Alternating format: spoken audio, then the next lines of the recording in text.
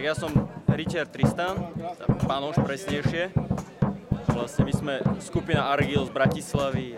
Prišli sme sem ľuďom ukázať, jak sa žilo v dobách toho 12. storočia. Čo tu máte dneska, pán rytier? Máme tu ukázané všetky možné zbranie, zbroje, krúžkovky, príľby, meče, sekery, všetko, čím ľudia bojovali, ale zároveň aj veci každodenného použitia, nejaké tie misky, nejako z čoho jedli, pili, čím žili. Ste celí v zbroji. Aká je to zbroj? Teda? Tak je to rekonštrukcia, je to krúžková zbroj z 11. 12. storočia, najpoužívanejšia v tom čase. Váži to okolo 12-15 kg, takáto. Plus väčšinou k tomu bývali ešte aj krúžkové nohy, na hlave príľba by ešte mala byť. Je to, predpokladám, dosť ťažké, takže sa ťažko v tom pohybuje, že? Pohybuje sa v tom ťažko, ale je to vec zvyku, dá sa to. Dá sa to. Viete sa v tom aj byť?